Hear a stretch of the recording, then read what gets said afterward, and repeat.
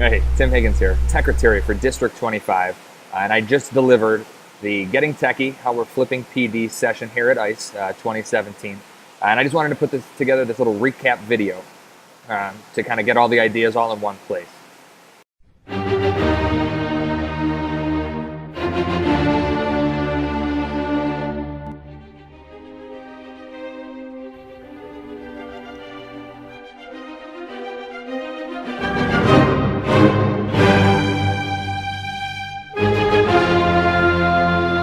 So I think a lot of people feel this same stress and anxiety about their technology. And that's exactly where PD training and tech support kind of comes in to ease that stress and ease those feelings. But like anything else, we run into challenges. Cost, time, and quality being three of the biggest in terms of PD in our district. You know, it takes time to get staff out of work and trained. And even in the best case scenario, if we get a couple days a year, it's only a couple days a year when this stuff is changing all the time. Cost to pay staff to come to training, or the cost in the person putting together the training's time, and then quality. You know, if you don't have a lot of time, if you don't have a lot of money, then the quality will suffer of your actual final product. And so today, I wanted to talk about. I have two main topics of my presentation. One was Getting Techie, which is sort of my, through my experience, my kind of crackpot idea and philosophy on how professional development should go. And then two, the tools that we can use to help combat that time, quality, and cost issue with technology. It's time to get techie. So in the presentation, I talked a lot about this idea of getting techie and what that means. In my mind, being techie means being confident and knowledgeable in technology and in your ability to solve problems and implement technology in your life to make things more efficient and easier. And I think a lot of people think that it's a superpower, it's some magic ability. I hear those things when I'm helping people in offices all the time of, I swear it didn't work a second ago, it's that force field you have. And I think it puts it too high on a pedestal. Being techie is it's a set of skills that you can learn, that you can grow and develop over time.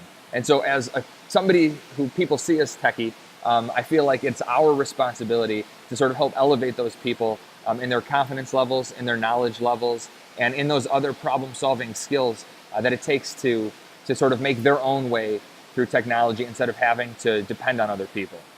And so there's a whole bunch of ideas that I have that go along with this, but I think the two big ones that I like the most are as follows. We have the 4 A's, which are acknowledge, align, assure, and advise. The first three I got from my days working at the Apple Store, where they had you do the 3 A's, which was a good customer service strategy, I suppose. Because with tech support, it actually ends up being a lot less about knowing your technology and being a lot more of a therapist to help people feel better about their tech and not feel so frustrated all the time. And that I added the advise as sort of my goal to be techie, which is to then kind of walk people through those steps and teach them something new that they can carry on going forward. Sort of the teach a man to fish idea. Instead of giving him a fish to feed him for a day, you teach a man to fish and you feed him for the rest of your life. That old cliche. They can solve the problems themselves without having to fall back on their resources. And then the second thing is sort of my get the facts or just the facts sort of framework of how to solve your own problems, how to troubleshoot. The first step being frustration. Everything always starts with being frustrated when you can't figure something out. The second one is to ask a specific question. So not just asking a question, because I have people coming to me all the time and say, my computer's broken. Can you fix it? Well, that doesn't tell me what's actually wrong. So teaching people to kind of narrow down and figure out what specifically the issue with their problem is. So that you can then go to your resources, which is your own set of knowledge, the internet, manuals, books, things that have been written down, and then to go to other people, and sort of in that order as well. Because the more people figure things out on their own, the more they add to their knowledge base to be able to kind of skip over having to go to those secondary external sources. And then once you sort of have an idea as to what the answer to that question should be, try something. That's how the kids are so good at it. They just try a bunch of things. You screw up, you learn something, and then you try again. And so that fourth step, try something, ends in either one of two things. Either you succeed, and great, you learned something and you fixed your problem, or you failed, you also learned something, and then you head back to frustration to start that cycle again. And you just repeat it until you succeed. So that's a little bit about sort of the Getting Techie idea. I think next we should talk about the tools we can use to combat our cost, quality, and time issues when it comes to putting together professional development. And so finally, we can talk about the tools. We live in this amazing age where so many things that used to take teams of people would take a ton of time, a ton of money, and a ton of effort to put together. Now, these tools kind of make it easy to do things on your own, quickly, cheaply. And the quality thing still takes some work, still takes some time, still takes some effort. But we have these great tools to be able to distribute it, to be able to reach other people, to communicate. And I'd like to just talk about a couple that we use in District 25 to deliver that professional development.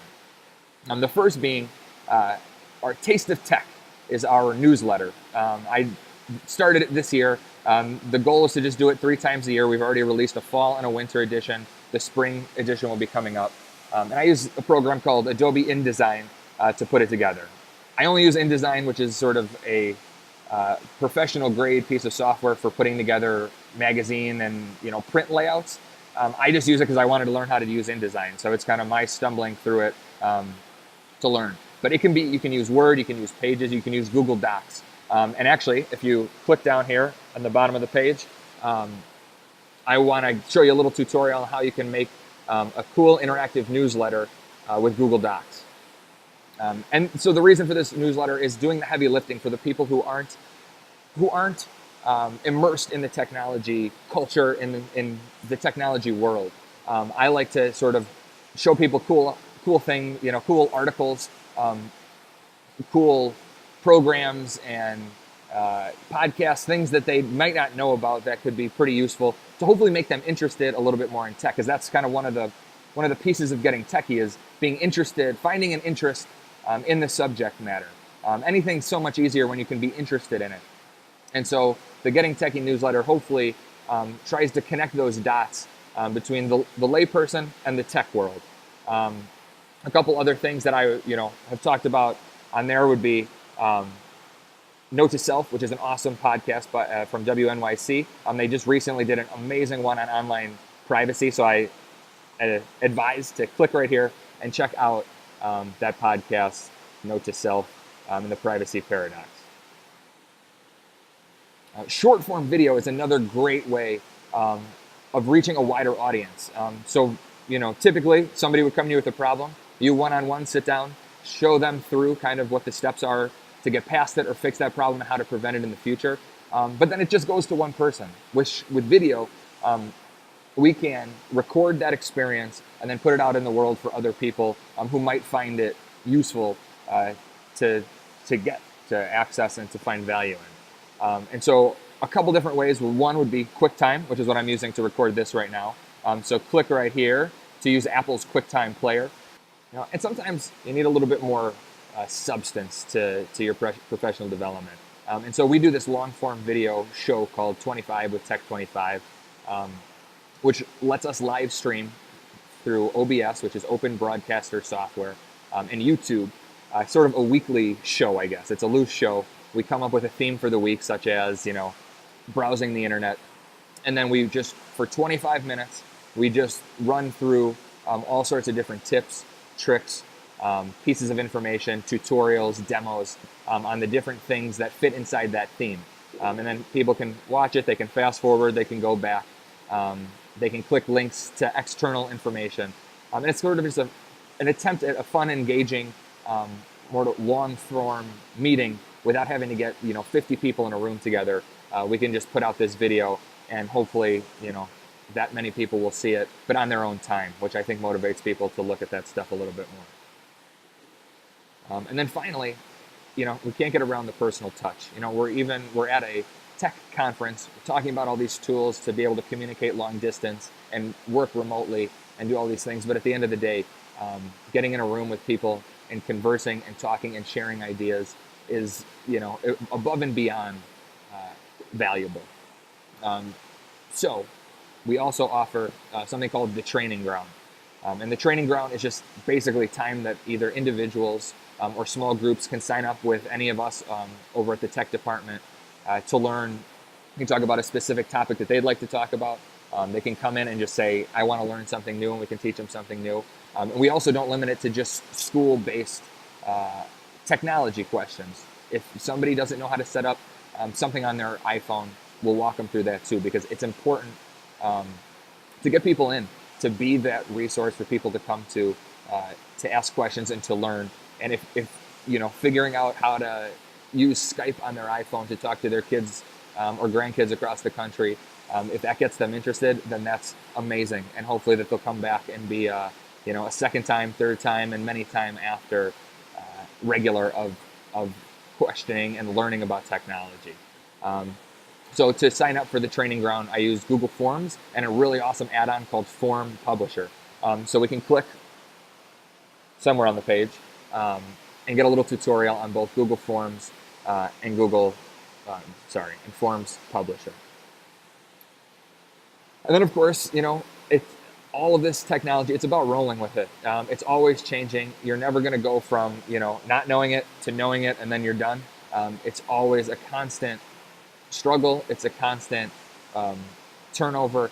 You have to keep it fresh. You have to learn. When you become an expert in one thing, there's 10 other things to become an expert in, as well as to maintain the old stuff that you knew. So this is always changing.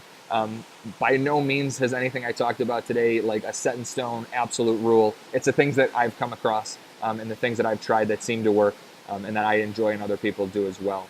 I'd say my next steps that I'd like to do is incorporate our learning management system, Schoology, into our training to actually have a single place to post lessons, to post documents and videos, and then also for a forum, a place for questions and comments and ideas to flow. And then I also want to make things a little bit more interactive. I just learned a little bit more about how to use Nearpod and how it can be sort of a passive presentation as well as sort of that active being led presentation. And so I want to use Nearpod to incorporate a little bit more interactivity with our training. So I hope that this had at least some value. I hope you took away one aha moment and one interesting thing that you can try and you can use. Just keep on rolling. Happy training. And, if you ever have any questions, comments, want to talk about professional development in general, my name's Tim Higgins, the Secretary for Arlington Heights School District 25. My information is right there. Sorry, the screen is recording backwards, so I don't know my left from right. But thank you. Have a good one.